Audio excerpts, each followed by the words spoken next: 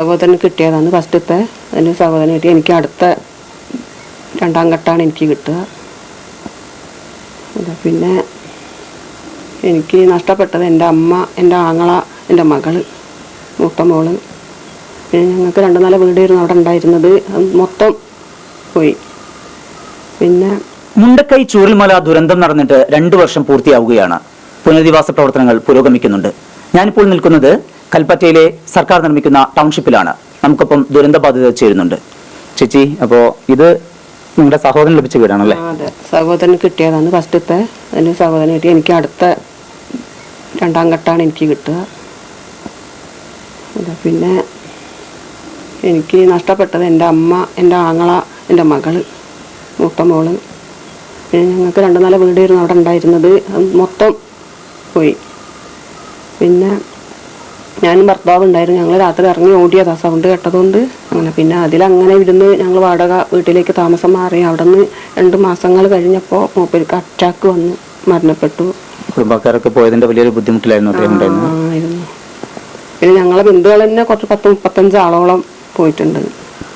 മോള് മരിച്ചതുമായി ബന്ധപ്പെട്ടൊക്കെ ഭർത്താവ് വലിയ ബുദ്ധിമുട്ടായിരുന്നു മനസ്സിലാവും. മോള് പോയി എന്ന് പറഞ്ഞിട്ട് നമ്മൾ എല്ലാം എന്താ വെച്ചാൽ നമുക്ക് മോള് പഠിച്ച് ജോലിയൊക്കെ ആയി നമുക്ക് ആയി തരേണ്ട മകള് പോയല്ലേ, ആ ടെൻഷൻ. അവിടെയുള്ള ഭൂമിയൊക്കെ പിന്നീട് പോയി നോക്കിയിരുന്നോ? എന്താണ് അവിടുത്തെ അവസ്ഥ? 2 വർഷമായി ഇതുവരെ അങ്ങോട്ട് പോയിട്ടില്ല. പോകാനുള്ള മനസ്സവസ്ഥയിലല്ല. ഇപ്പോഴും അങ്ങനെ തന്നെ ഭയങ്കരമായ വേദനയാണ്. ഇവിടെ ഇപ്പോൾ ആരൊക്കെയാണ് താമസം? അപ്പോൾ ഞാനും എൻ്റെ ചെറിയ മോളുണ്ട്, മോളെ കുട്ടി. അവരോട് പറഞ്ഞിട്ട് ഇവിടെ കൊണ്ടുവന്നാക്കിയിട്ടുണ്ട്. അപ്പോൾ അവളിപ്പോൾ അങ്ങോട്ട് പോയതാണ്. 2 ദിവസം നിൽക്കട്ടെ എന്ന് പറഞ്ഞിട്ട് അങ്ങോട്ട് പോയതാണ്. അപ്പോൾ ഒന്ന് വരും അവള്. ഞങ്ങളെ തൃശ്ശൂരാണുള്ളത്. ഇപ്പോൾ 2ാം ഘട്ടത്തിൽ ആണ് ഇപ്പോൾ ചേച്ചിയുടെ പേരുള്ളതല്ലേ? എനിക്ക് കിട്ടുക. ഇവിടെ ഇപ്പം മറ്റെന്തെങ്കിലും ഒരു വരുമാനത്തിനുള്ള എന്തെങ്കിലും സാധ്യത ഉണ്ടോ? അപ്പോൾ അതൊന്നും തീരുമാനമായിട്ടില്ല. എന്താ വെച്ചാൽ അവിടെ ഇവിടെ ഇനിയും ഉണ്ട്, മുറ്റത്ത് കുറച്ച് പണികളൊക്കെ ഉണ്ട് എന്ന് പറഞ്ഞിട്ടുണ്ടായിരുന്നു അവർ. അത് കഴിയാതെ നമുക്കൊന്നും ചെയ്യാൻ പറ്റൂലല്ലോ. കുറേ പേര് ഇപ്പോഴും വാടക വീടുകളിലാണ് കഴിയുന്നത്. വാടക വീട്ടിലാണ്. അവർക്കും വിട്ടട്ടെ എന്നാണ് വേഗം പ്രാർത്ഥന.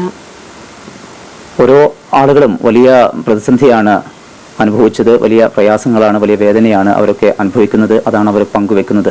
എന്തായാലും പുനരധിവാസ പ്രവർത്തനങ്ങളൊക്കെ വേഗത്തിൽ പൂർത്തിയാക്കണം എന്നാണ് സുനിത ആവശ്യപ്പെടുന്നത്. വയനാട്ടിൽ നിന്ന് KC ജിജീഷിനൊപ്പം സമീർ സി മുഹമ്മദ്, മീഡിയ 1.